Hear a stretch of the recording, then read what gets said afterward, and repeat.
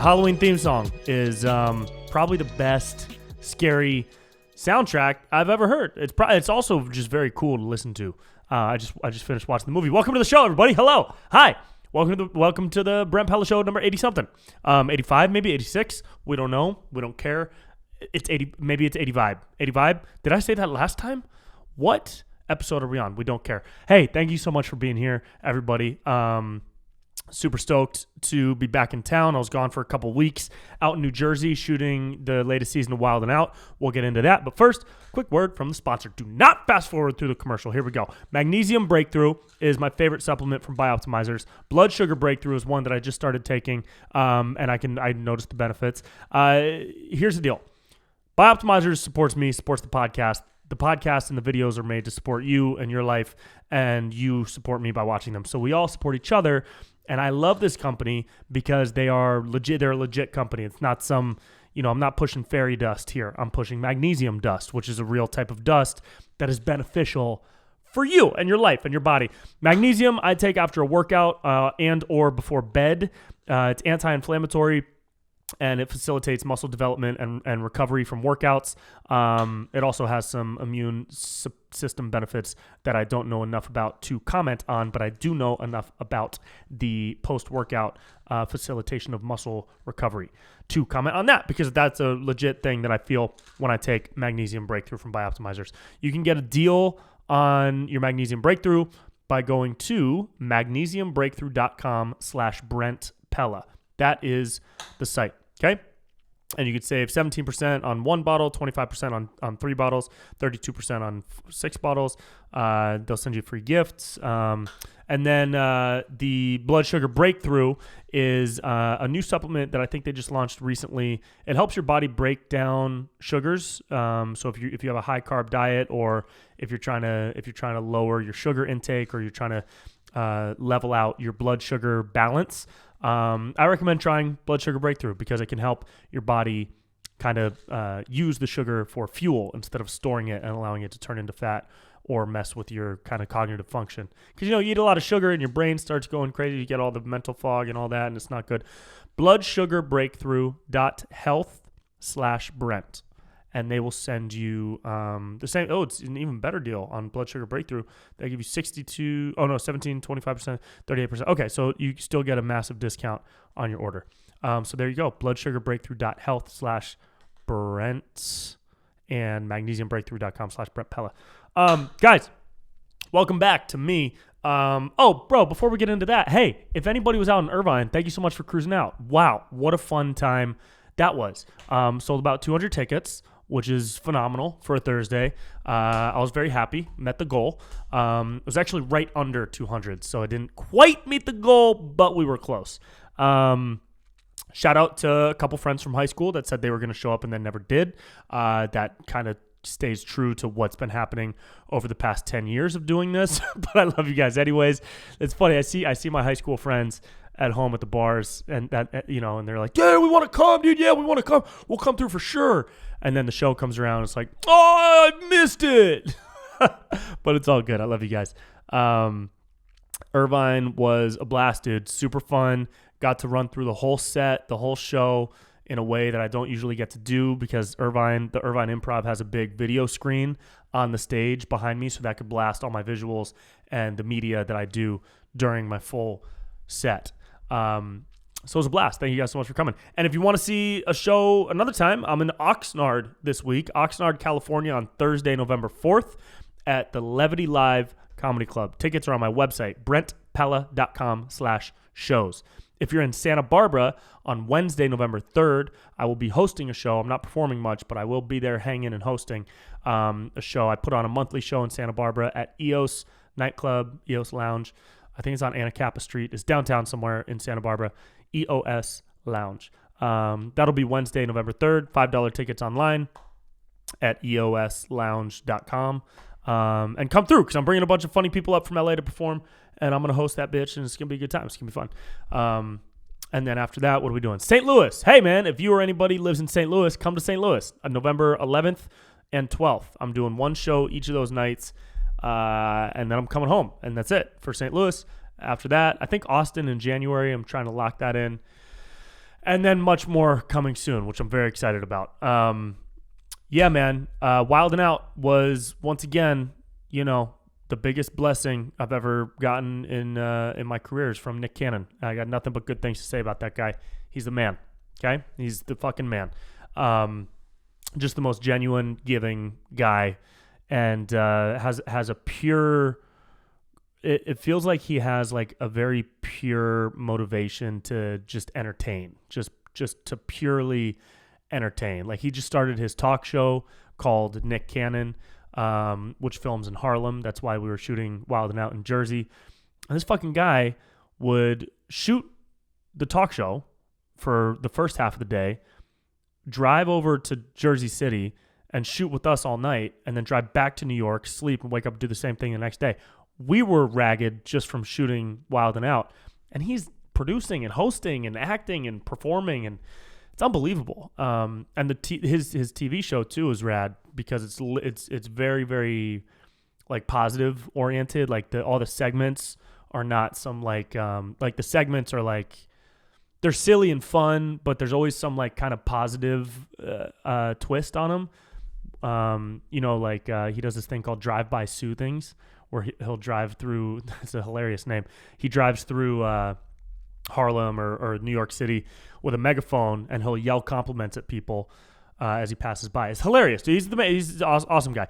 And the experience of shooting the show again was amazing. Everybody on that show is really funny and really talented. And it's wild to me. First and foremost, the show deserves an Emmy, if for nothing else, for stage design and lighting. No doubt. And I looked at all the Emmy, obviously all these award shows are trash and bullshit and political, and the people who win the awards are chosen long beforehand. Like Jimmy Kimmel's going to win an award, SNL is going to win an award, whatever. But what they did on Wild and Out this season and last season is unbelievable. If you watch the show on TV or you look at any clips from season 16 and season 17 won't be out until after the new year, but season 16, which premiered in August and is running now on VH1 and Paramount Plus, the lighting is unbelievable. Like what they did with the whole set design, it looks like you're in outer space, big ass black curtains everywhere with a million little dots of light in them, and the lighting design and the lighting direction and how the lights move and flicker and accentuate different things. It's unreal. And just the fact that like what's wild to me is how it's not recognized in the mainstream. And I don't know if it's because people think it's some stupid little comedy show, but it's like unbelievably popular. It's so popular, especially on social media. It's got 10 million on YouTube, 6 million on Instagram. And it's massive, dude. But it gets no love from the mainstream. And that I was talking to one of the producers, and he was like, yeah, I kind of like that because, people pop off this show and it always traces back to here. And it's almost like we have our own clique and we have our own culture and community. And I was like, yeah, it's fucking great. And he was like, yeah, and if the mainstream started messing with us, then maybe it wouldn't be as raw and unfiltered. Because the shit they do on that show, bro, the jokes that we tell sometimes, I mean, the people have gotten canceled for much less than some of the jokes that we say on this show. So maybe it's a good thing that it's not as kind of mainstream and commercial, even though it is mainstream and commercial, but I mean in the sense of like the comedy mainstream world, like the big, it's not a SNL or like a Mad TV brand. It's its own brand, which maybe is a good thing because then we get to keep rocking and keep partying as a unique kind of subset of comedy culture. I fucking love it. I love the show. So many talented people on it. I couldn't list. If I listed them, it would just be everybody on the cast. DC Young Fly is the funniest person I've ever seen perform live in my life, above and beyond anybody. And I'd say that, and that's a weighted statement. That's a weighted statement. I've seen a lot of people perform live. And this fucking guy, what he does as a comedy performer is so unbelievably funny. His physicality, his facial expressions, his voice changes, his characters and impressions, and the shit he thinks of on the fly, his improv ability, commitment to scenes and stuff like that. Dude, he's so funny. So funny to watch. And it's crazy to me that he's not a A-list actor. Maybe he doesn't want to do that. Maybe I know he does the 85 South show, and that shit is rad. What they do is massive too. So maybe he doesn't want to be in like an A-list actor, but he talent-wise 100% could be in all kinds of like studio movies. If that was his goal, I don't know. But he's hilarious. He's so fucking funny. What else happened when I was there? Oh, the COVID team was an absolute joke. We had to get tested every 2 days. We had to wear a mask everywhere. They're walking around telling us not to sit next to each other. But I felt kind of bad for the people. At first, like they came over, we're sitting at lunch on two opposite ends of the table, on the long ends of the table. There's one chair on each end. And of course, we want to sit with our friends, so we're pulling up chairs to the other sides. Now we have like 4, 5, 6 people at a table.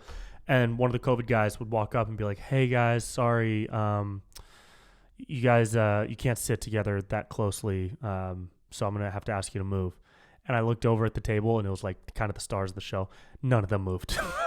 They didn't even look at the guy. And so he said it again, and they just kept on with their conversation, and then he kind of whimpered away. And I thought it was fucking hilarious because, like, him as a person, I got nothing against the dude, the guy, but his position and job, to me, is an absolute joke. It's a joke. He got paid more on the whole run of the season than I got paid, and I'm on the cast. Hey, Viacom, what are you doing? I mean, like, the amount of money that you spend on COVID safety when nearly everybody is vaxxed on the show and everybody understands the risk is like, why all of that money, tens of thousands of dollars into COVID stuff could go toward cast salaries. You know what I mean? Or it could go toward crew salary, could go toward anything else, or just be saved. But instead, Viacom chose to spend tens of thousands of dollars. And I don't agree with that, Viacom. But hey, I'm not starting a mutiny. I'm just sharing an opinion. You know what I mean? Wild. It was wild to see. And I was talking to one of the girls who was administering the tests because they stuck a swab up my nose every time. And every fucking time I would lurch back because this shit is so uncomfortable. I don't like shit being stuck inside my body that I don't want to be inside of my body. And it was really uncomfortable. And this girl was like hammering it up my nose.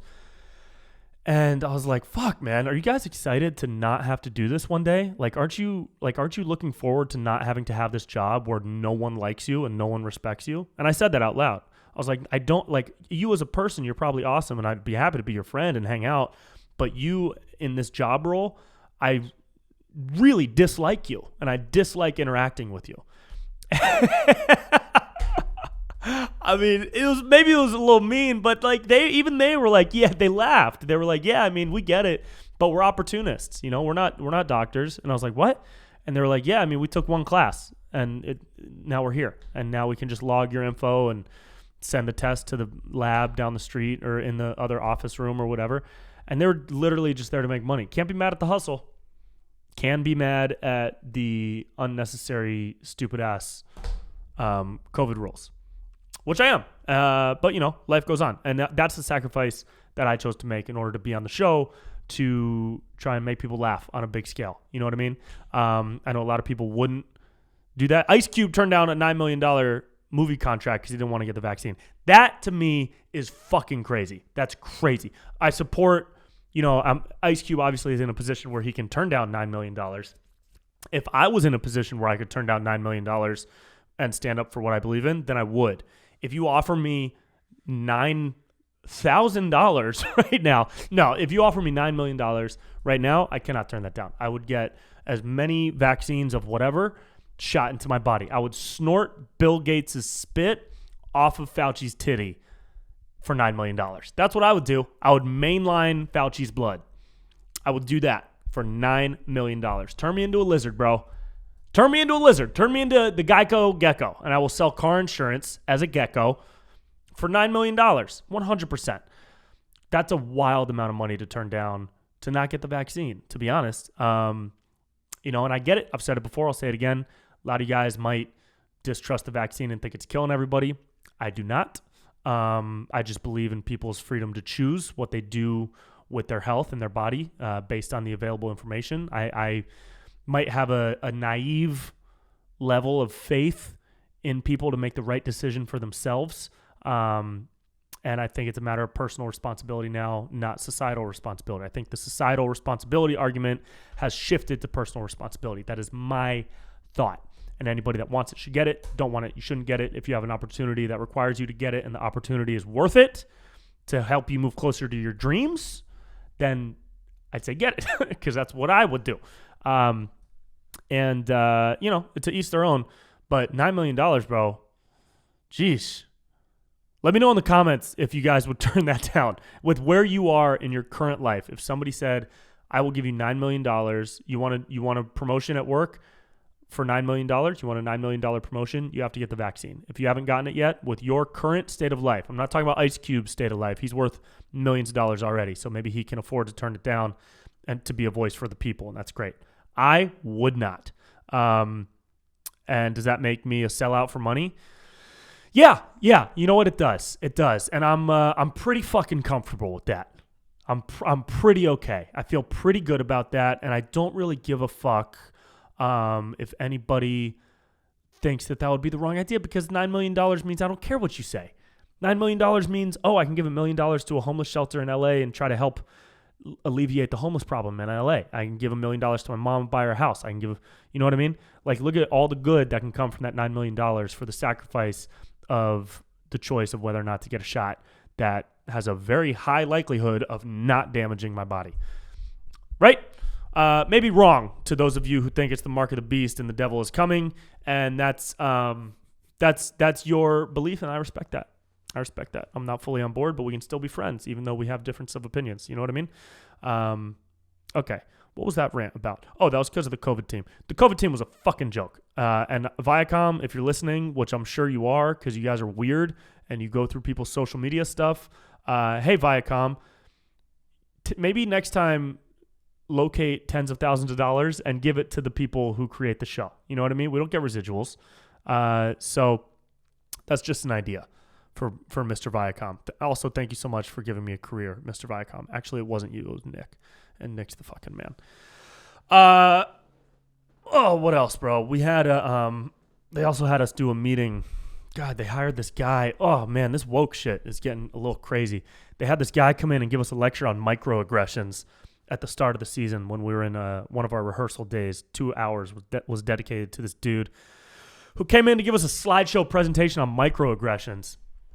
And that was absurd. Me and one of the executive producers just started, like, challenging him, and he didn't have a response. It was fucking nuts. He kept saying, like, all right, well, like the examples that he gave. And look, microaggressions are real, right? Like, sometimes people they have an unconscious bias and they don't even know. Like, if a black guy is like, oh, have you heard this song? And it's like a 1980s, white rock song. And somebody be like, whoa, you listen to this? Like, that's unconscious bias. Not necessarily a bad thing. But definitely something to maybe call out, that you believe black people don't listen to white rock music. You know what I mean? Like, yeah, they do. And maybe there's an unconscious bias. Like, that's just one example. And this motherfucker, he was talking about unconscious bias and microaggressions and stuff in these very generic, general ways that kind of generalized a lot of the examples. And so me and this guy on the crew, we were like, dude, like, that's a bad example. The way you're presenting this, the way you're framing this is just not right. If you really want to get into the heart of what you're talking about, we got to go example for example, because right now you're just generalizing and you're throwing out a bunch of weird examples. That, like, one of the examples was like, okay, if two guys are having a debate between LeBron and Jordan as who's the greatest of all time, and then a woman tries to chime in, and one of the guys is like, hang on, and just kind of shuts her down so that he can keep going, that's a microaggression, and that's a bit sexist. And I was like, hey, bro, you're framing that as if it's objectively a sexist microaggression, when on a case-by-case basis, you have to look at the circumstance. If two guys are having a very fucking heated debate, two guys, whatever, we'll just use that because that was his example. If a girl tries to chime in, or if a guy tries to chime in, either one of those people trying to chime in may very well be told to hang on, shut up. because this guy is so in the heat of the moment. If it's a very emotional debate, this guy's trying to get points out and words across and trying to win the argument, then it doesn't matter the sex or the gender of the other person that's trying to enter the conversation, he will shut them up. It also depends on who this guy is. Does he have a pattern of behavior where he always shuts people up? Or is it a pattern of behavior where he always shuts women up? Or is it a pattern of behavior where he needs to express why Jordan is the greatest of all time and he won't let anybody talk until he does? Like there's so just generalizing that. Now we can take from that example, if he really wanted to go into microaggression stuff, then he would have to tell the girl who was interrupted to speak up and consciously bring a conversation into play, which is something along the lines of, hey man, you interrupted me and I was trying to just comment and I thought that was kind of rude, and have a conversation about that. But don't immediately label it a sexist microaggression. Instead, maybe identify moments where new conversations could come up to ensure that something doesn't become a pattern of behavior. So like in that example, or I don't know, in some other example of like a guy who compliments a girl's legs, or like says something about like, ooh, that sweater makes you look thin, or like whatever other weird thing that he brought up as an example. Maybe don't immediately categorize something as a microaggression, because that creates a feeling that you have been aggressed against and creates a victim in the situation. All of a sudden you have a victim mentality, and now you're trying to put somebody down for like making you a victim. And there doesn't always have to be a victim. Sometimes there can just be a moment that was a little offensive maybe, or like borderline questionable. Maybe you shouldn't have said this or done this. And whoever is the aggressed against person, maybe identify that and start a conversation with that person. And just real quick, so that you can just fucking, you know what I mean? Talk about it and be over it. Instead of thinking, ooh, that's a microaggression, you've been aggressed against, you're a victim. That just raises this whole self-victimization shit to the point where if this keeps growing and evolving, all of a sudden you can't, I mean, and this is extreme, I know, but all of a sudden you can't say hello to a girl as you walk by her. All of a sudden anything you do is being what's that word? Torn apart and looked at and dissected.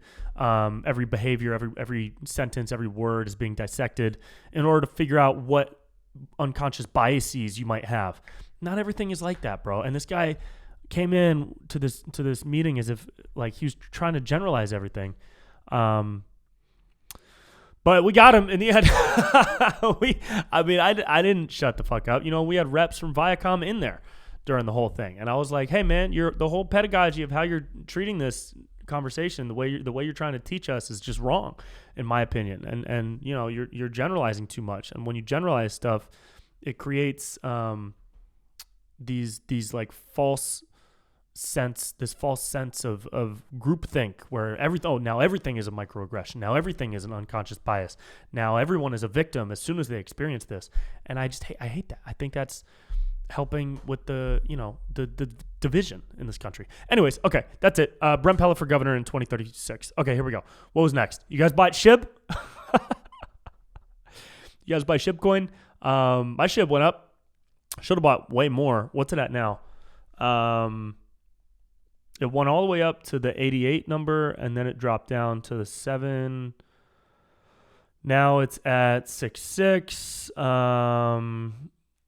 Making a bit of a rebound. The question is, do we buy more, and when? That becomes the question. Man, it's wild. Crypto's wild. You know, the craziest thing is when you realize that the United States dollar is a depreciating asset, it makes you think a lot differently about money. Because the U.S. dollar is trash. It's a trash asset because it's always going down. Every day it goes down by fractions of a penny. Every year it goes down by a couple cents. Every decade it goes down by like $1, whatever the math is. The value of $1 goes down. And didn't they just print more money in the past year than they did like ever, or some crazy shit like that? Inflation that might not be true. Fact check that for sure. What I just said might not be true. But like I realized that when I was talking to one of the producers on the show out in Jersey, And he was like, yeah, man, the US dollar, of course, you have to spend it on groceries and gas and rent right now. But if you can put as much of that into appreciating assets, crypto, land, property, a business, NFTs, I guess. And so I took that to heart. I mean, I was already kind of learning that on my own, but now I'm going to start getting out of the dollar. Dude, the dollar sucks, bro. So get into crypto. I mean, go buy Shibcoin. This is financial advice. Can I get arrested for that? This is not financial advice. But, once you realize that, you're keeping a couple $100 in your bank account, a couple thousand, whatever the amount of money is that you have, that amount is going down. Put it in crypto, you wait a couple weeks, couple months, it's only going up. And then you can take it out and put it into something else that's appreciating, like property if you have enough money, or land, or if you want to start a business, or whatever your hopes and dreams are. I don't know. I'm just repeating stuff that I heard that I liked. What else we got? LA is doing the vaccine mandate everywhere now. It's fucking crazy. It's a fallen city. Doesn't really make sense considering how low the numbers are. But all hail King Fauci. I got some ideas for Christmas videos coming up. The past couple of years I've made, the best stuff that I've made has been made around the holidays. And this year I don't really have anything massive that I've been planning. Like a couple years ago, it was the rapper impressions, and then it was the Eminem This Is Christmas, and then the year after that, I think, was the Grinch, If the Grinch Took Mushrooms, and then the year after that was the Rudolph documentary, along with the Rudolph music video and the ranch dressing commercial. And now I don't really have anything massive, but I was writing some stuff. So leave some comments below. Let me know what you guys think of these things. I was talking to Nikki Howard about being these two characters that decorate their houses for the holidays, and they're in competition with each other, like two rival neighbors. Sketch, some type of sketch like that, where they're trying to light up their houses. I don't know, something like that. We don't have much for that. And then, a holiday movie trailer, like it's every holiday movie cliche, like from Lifetime or Hallmark Channel, but it's like a movie trailer, something along the lines of, Ashley just moved back to the big city after being fired from her job in marketing, where she runs into Brad. And it's just a montage of us accidentally bumping into each other at 50 different locations, with random shots of a golden retriever. It's the Christmas movie with everything Christmas. We've mistletoe, a random black neighbor. You know what I mean? That could be fun. What else we got? Italians on Christmas. Just like a one-liner montage video of how Italians act on Christmas. It's just basically about my family. What else? A white elephant sketch. It's a Wonderful Life, a parody of It's a Wonderful Life. That could be fun. Have you guys seen It's a Wonderful Life? It could be a fun movie or a fun sketch. I don't know. Something like that. Lots of ideas here. Oh, we got to do a Machine Gun Kelly Megan Fox parody with some impressions. I think that could be fun too. Yeah, man. That's about it, dude. It's cool to be back. It's weird to be not in that world anymore, because for 3 weeks when I was out in Jersey shooting the show, all we're doing is roasting each other. That show is so heavy on insults and clever ways to make fun of each other. So that's what my brain is coming back from now. And I'm trying to figure out how to write a joke again that doesn't just call somebody a funny name. And we'll get there. And yeah, man, go check out BrentPella.com/shows for upcoming travel dates, tour dates coming up. And keep living life, dude. Keep being happy. I got nothing else for you. I'm going to go back. I'm going to go make some pumpkin ravioli from scratch. I got mushroom bone broth on the stove. Life is pretty chill. Life is pretty chill. Okay? Go support the sponsors too. MagnesiumBreakthrough.com/Brent Pella. Yes. magnesiumbreakthrough.com/Brent Pella. Get your magnesium on. bloodsugarbreakthrough.health/Brent. Okay, guys? Love you so much. Hey, man, have a wonderful week, and I'll see y'all next time. All right? Peace.